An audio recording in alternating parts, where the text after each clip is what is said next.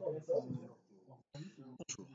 bienvenue dans ce nouvel épisode de News Recherche en santé au travail pour cette semaine 42-2017. Je suis professeur Alexis Lescata. Aujourd'hui, on est en ambiance un petit peu nocturne, fin de garde. J'ai préféré effectivement publier la vidéo avant cette semaine où je serai off afin qu'elle soit mise en les temps. Le principe, je le remettrai dans la dernière diapo, mais effectivement, il y a eu de nombreux articles cette semaine et j'ai sélectionné parmi les 876 articles un article portant sur les exercices pour la prévention des lombalgies, qui est une question fréquente, et notamment qui fait suite à déjà un article l'année dernière à peu près du même design par une équipe différente. Alors cette équipe de trois épidémiologistes connus dans le monde des risques professionnels s'est intéressée justement à faire une revue, une méta-analyse pour tout ce qui est exercice et éducation sur l'amélioration, la diminution d'incidence de lombalgie, mais également d'arrêt de travail, voir si ça modifiait l'intensité. Alors ce qu'ils trouvent à partir de 16 études, 13 qui sont vraiment suivant les standards, c'est-à-dire des études randomisées contrôlées et 3 non contrôlées, retrouvent qu'il existe effectivement un petit effet protecteur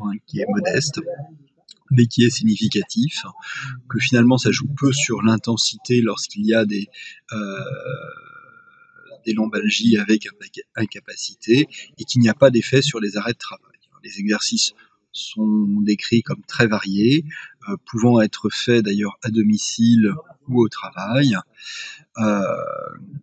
Donc les auteurs concluent qu'il y a un intérêt à développer ce genre de choses. Alors personnellement, je ne suis pas d'accord avec la conclusion des auteurs. Alors d'une part parce qu'effectivement les études sont très hétérogènes en termes de population.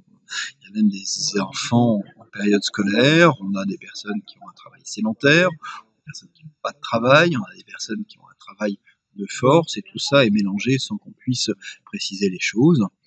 Que globalement, ils reprennent ce que l'étude de 2016 qui a été parue dans le JAMA Internal Medicine, qui retrouvait à peu près les genres de choses.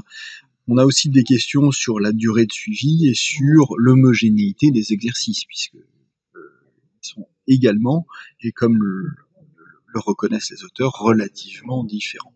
Non, je pense que ce qui est intéressant dans cette étude, c'est que ce qui est sûr, et quand on regarde un petit peu dans le détail des études, c'est que les effets sont finalement assez minimes. C'est-à-dire que la plupart des études prises individuellement, les études incluses, ne retrouvent pas d'excès de risque. Et quelques-unes, avec probablement en plus des histoires d'effets, pour une en tout cas, qui est probablement méthodologiquement plus faible, mais globalement, isolément, ces études ne sont pas significatives. Ça veut dire que probablement l'intérêt de développer des exercices seuls ou avec éducation, donc en gros sans aménagement du poste et sans prise en compte des facteurs professionnels, finalement ont un intérêt probablement assez limité. Je pense que la conclusion, elle est là, et qu'elle doit être connue par les professionnels de santé au travail, c'est-à-dire que de faire des exercices, en tout cas il n'y a pas de conseiller des exercices, ça peut être très bien pour renforcer certains collectifs de travail ou dans certaines entreprises qui s'en donnent les moyens, mais attention, ça ne doit pas être suffisant, et en tout cas, même cette étude qui semble plutôt montrer un effet, montre un effet relativement modéré. Là, je vous donne rendez-vous la semaine prochaine dans un cadre un peu plus habituel.